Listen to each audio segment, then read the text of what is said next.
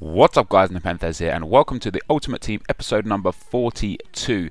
We start this episode off guys, as you can see, going back into the Gold Cup. We got a record of 57, 1 and 25, which isn't overly superb, and maybe like 5 to 10 of those have come from disconnects and getting EA'd. But we still got this Spanish rare team, non-rare team.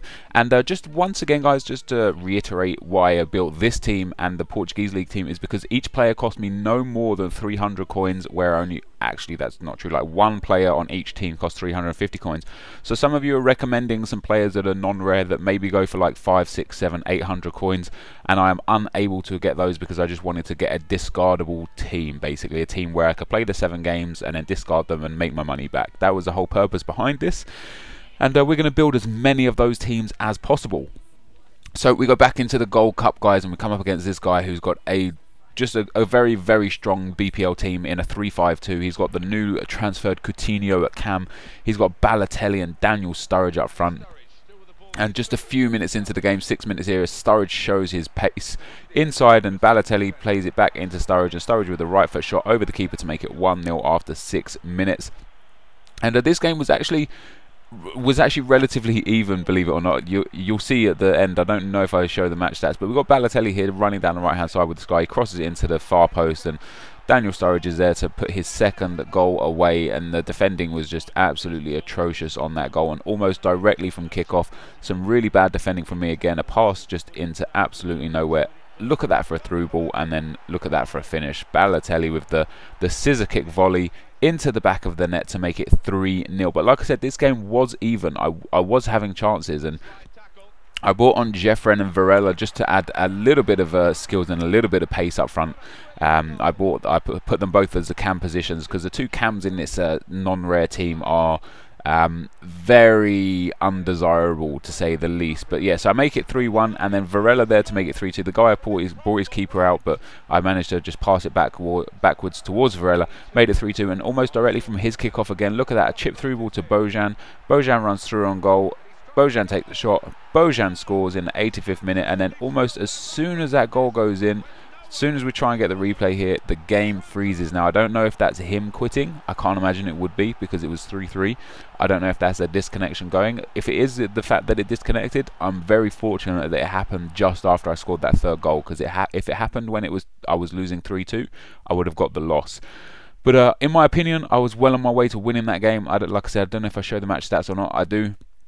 Although he had more shots, if you briefly look at where his shots were from, they were all from like 40 yards out and such. And yeah, I had more possession, and it was an even game. So we go back into the Gold Cup, guys. We're back into round 1 again, and that game is as if it never counted. And we come up against this guy, and he's got a pretty decent team, really fast with Menez and Giovinco up front. For some reason, he's got Van der Vaart in left midfield, and then he's got just really strange pairings. You know, like he's got Cabaye in centre midfield, and you know, I don't get it. He's obviously got David Beckham in there as well. He's not really gone for too much pace, apart from the front 3 there, even though Milito doesn't have that much pace either. And as you can see in the bottom right hand corner, a lot of these players are running out of fitness. Now this is one thing, a tip that I will give you guys time and time again. Make sure your fitness and your morale on your players is at maximum. It makes a humongous difference to you. It really, really does. But he scores a goal there with Beckham with the penalty. And in the half-time mark, score a fantastic volley there with Manu del Moral. A great right-footed finish, a chip ball over the top, and his defence were left standing and staring. And that's one of those FIFA things that you know is going to happen. Even in FIFA 20, that's still going to be one of the balls that you can play to guarantee yourself pretty much an attempt on goal. But in the 52nd minute here, look at that for a touch. It just like bounces off Palacio's thigh and falls straight to his left foot, and he taps it into the near post to make it 2-1 to him. But this was a bit of a goal fest. This was a bit of a back and forth. I mean, I was having a lot of chances. And I was conceding a lot of chances, and the reason for that was that this guy, like I said, had pacey players, and I don't really have a pacey defence. I don't really have a pacey team. I think Bojan is my fastest player with 82 pace. So you know, it's all fun and games. It's all part of the fun, trying to win games with these poor teams. I don't know. I enjoyed it a lot more. So made it pulled it back to 2-2 straight after kick-off with David Fuster there on the right-hand side, scoring with a left foot shot to the far post, and almost straight after that, Jeremy Menez goes and makes it 3-3. But again, almost straight after that, straight off of kick-off, Thiago doing some great work in the box, gets through on goal, goalkeeper saves it, falls back to Xavi Torres, and then back to Bojan, and Bojan with the near post effort to make it 3-3. Once I got it back to 3-3, or once I got on terms again for the third time in the game, I just wasn't going to let it go. You can see my runners going forward there. I'm moved up to attacking now, just so we do get the runners forward. And David Fuster there passes it through to Bojan, and Bojan slots it home nicely to make it 4-3. And that was pretty much the game. You know, he was never going to get back in after this. And we get a corner there, and we've got Manu Del Moral with the fantastic header from the corner to make it 5-3 now. So we had an 8-goal thriller so far, and we had 6 goals in the last game before it disconnected. This team, it just it begs goals, you know, whether I concede them or whether I score them. And we score a cracking diving header there with Thiago in the 78th minute. From, you know, some good work down the right hand side. As soon as he took his defender out and away from Thiago, there was only one thing that I was going to do, and that was going to go for the far post. Like, I try and do the far post thing to try and score scorpion kicks and such, but it never seems to happen. And Thiago puts another goal in the back of the net there in the 85th minute, I do believe, to make 7-3. And there was still time for another goal from the gentleman that I was playing against from TFC, and he runs down the right hand side with Feghouli, whips it in. What a cross that was, and there is Jeremy Menez in the 87th minute to nod that one home. That was a fantastic cross, and that early cross is pretty awesome. I might have to try using that a little bit more myself, just to see how good it can be, because I usually get to the byline and then cross, and a lot of you guys say to me, like, why do you always go to the, you know, right to the end before you cross? So I might start trying to throw a few of those early crosses in now and see where that gets us. But you look at the match stats, guys, possession was pretty even, his passing was pretty good, my passing was pretty good. In the end, I carved out more opportunities. We go into the next round of the Gold Cup. The reason why I'm in the Gold Cup and not the Chinese New Year Cup, guys, is because even though I've got fully gold bench and fully gold team, I still don't have a 5-star team. I've only got a 4.5-star team. But this guy's got again a pace squad. He's got Emenike and Wellington up front. He's got Walcott in the cam position, and then Dembele there as well. And this is one of those games where I look at the team and I think you're not really clued up on what happens in Ultimate Team. You haven't got perfect chemistry. You don't really know, like, how important it is for, you know, for someone like Walcott in the cam position to be in the wrong formation, the wrong position, and have like no links. He's going to have terrible chemistry. You know, he's going to be a useless player. And the start of the game kind of proved true for that. And Bojan with a FIFA 12 finesse shot there. Sorry, Thiago, I beg your pardon, with a FIFA 12 finesse shot.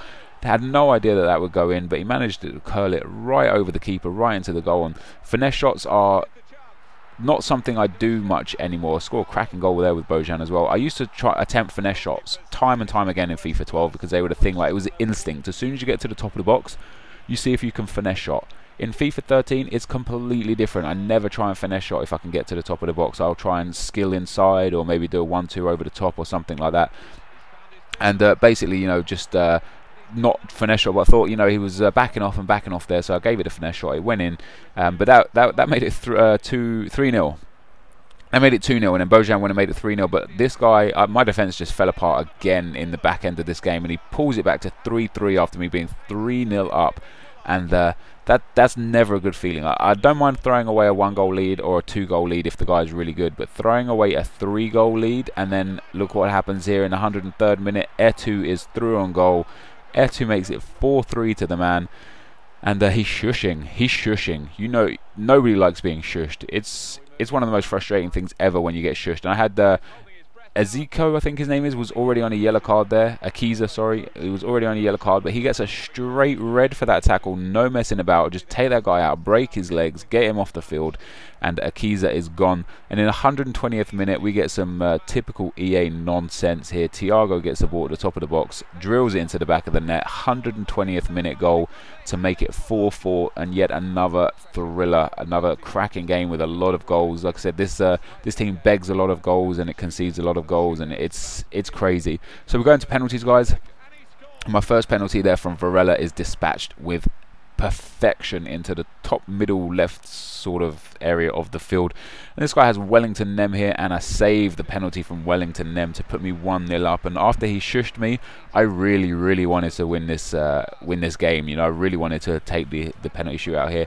And another cracking penalty there.